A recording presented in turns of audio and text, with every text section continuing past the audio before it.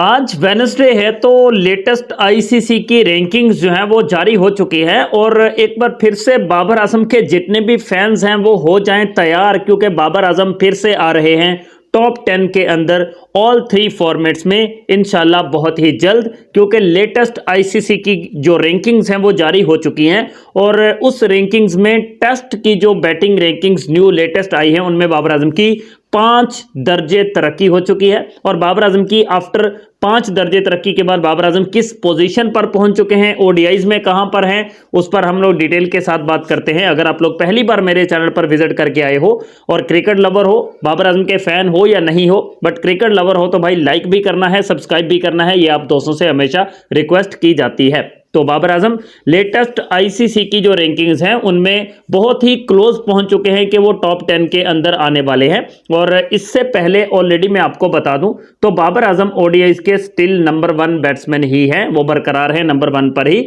और टी20s में बाबर आजम की जो रैंकिंग्स हैं वो भी टॉप 10 के अंदर ही मौजूद हैं। और टेस्ट क्रिकेट में बाबर आजम जो है वो जब डाउनफॉल का शिकार हुए थे तो वो 20 नंबर तक भी पहुंच गए थे, 21-22 नंबर तक भी उनकी पोजीशन जो है वो डाउन होकर रैंकिंग्स उनकी वहां पर पहुंच गई थी। लेकिन थोड़ी सी अच्छी, सिर्फ 3 इनिंग्स बाबर आजम की अच्छी वाली आई हैं इस सीरीज के अंदर और बाबर आजम जो है वो काफ़ी ऊपर जंप करके जो है वो पहुंच चुके हैं। लेकिन इस जंप करने के बावजूद अभी तक वो मुअम्मा हल नहीं हो सका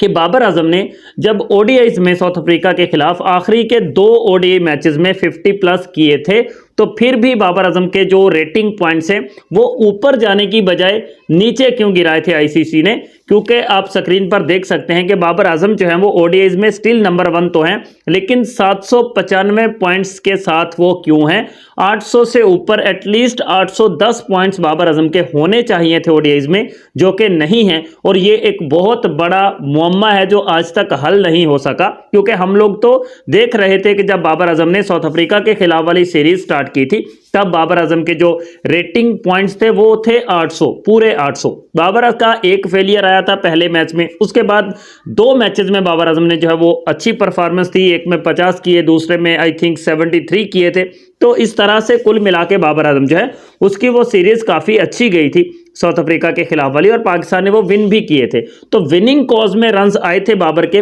फिर भी बाबर आजम की रेटिंग पॉइंट्स को बढ़ाया नहीं बल्कि मजीद 5 पॉइंट्स जो वो डाउन करके 795 पर आईसीसी ने क्यों धकेला, वो मुअम्मा अभी तक भी वैसे का वैसा है। लेकिन अब लेटेस्ट जो टेस्ट की रेटिंग्स हैं उनमें अभी तक भी स्टिल नंबर 1 पर मौजूद है जो रूट, जिन्होंने डोमिनेट किया है वर्ल्ड को, जिन्होंने बहुत ही आला परफॉर्मेंसेस दी हैं।